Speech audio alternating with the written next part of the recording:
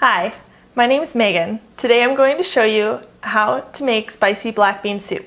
The reason I chose this recipe is because it is simple, inexpensive, healthy, and delicious.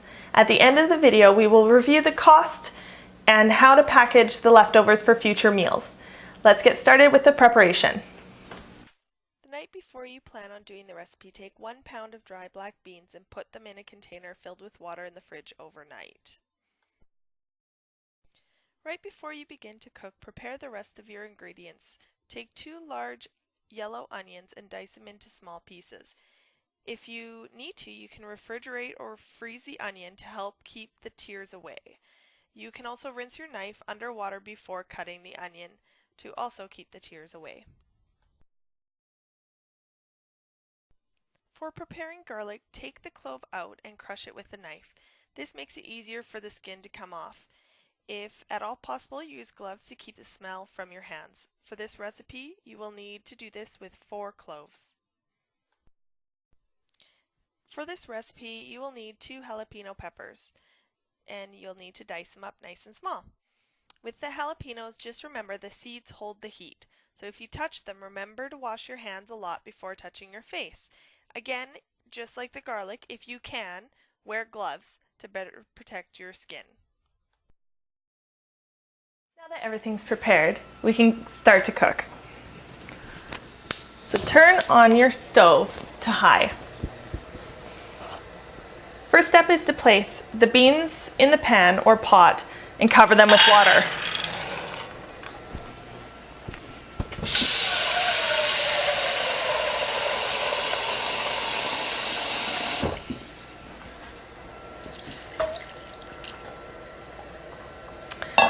Now add 1/4 of the onions and 1/4 of the jalapenos.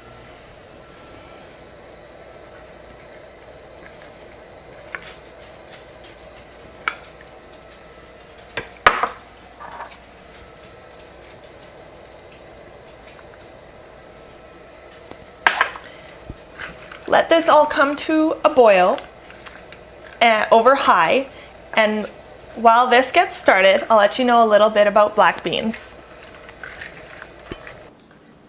Black beans are filled with antioxidants and anti-inflammatory phytonutrients.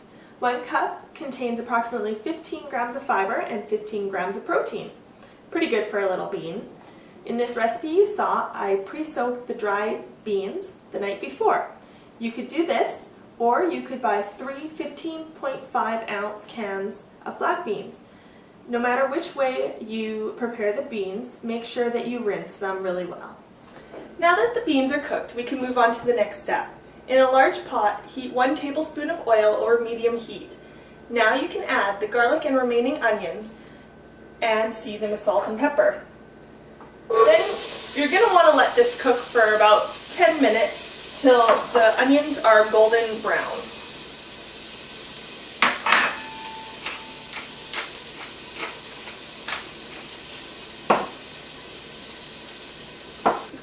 Now that the onions have browned, we want to add in the rest of the jalapenos, the cumin, and the beans, and also the chicken broth. Then we're going to simmer this and cook it for 20 minutes.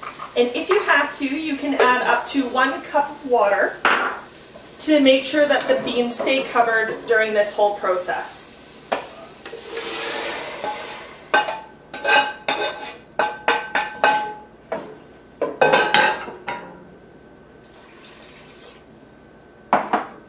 Smells delicious. One tip that I have for any kind of cooking or baking is to consistently do your dishes as you're done with them, because then in the end you only have a couple dishes left to clean. It's nice to clear it away as you use them. Since we're cooking with garlic and I love it so much, I thought that I would share some information about it. The best way to eat garlic is raw, since it loses some of its nutrients the longer you cook it. So try to add it at the end of your recipes. Garlic not only boosts your immune system and is full of antioxidants, but it's great for your skin, heart, and beats inflammation. You can also use it to help remove a splinter or help cure athlete's foot. interesting facts. Well, this kitchen smells amazing, so let's move on to the next step. Now we're going to puree the soup. Be careful if you choose to puree the liquid while it's hot. The buildup of steam can cause the lid to pop off and cover you in hot soup. It's not enjoyable. I've done it by accident before. The alternative is to let the soup cool before you blend it. I'm pretty hungry, so I'm going to blend it while it's hot. The difference is I'm going to put smaller portions into the blender and let the steam escape from the side of the lid as I blend it. I blended the soup in 1 cup portions to lessen the chance of having the lid pop off because of the heat with the steam.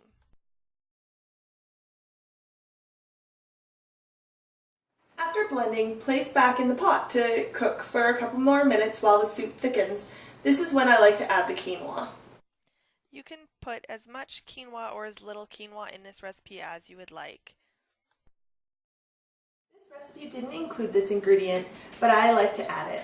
Quinoa is a great filler to any soup or stew, and it's great as salads or on salads as well as a side dish. Quinoa has all 9 essential amino acids and contains twice the amount of fiber than most grains. It contains iron, which increases brain development, and it also contains lysine, which is beneficial in increasing calcium absorption and helps lower cholesterol levels. And it even helps migraines. There's many other nutritious benefits to eating quinoa as well. Dinner is finally served.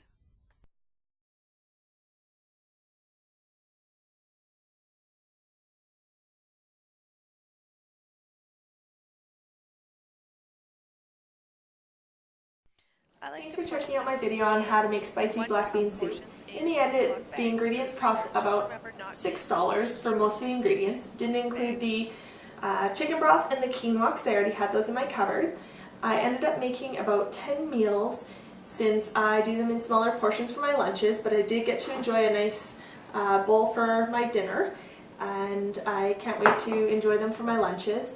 You could pair it with a salad or a nice little bun, and it would make a great meal.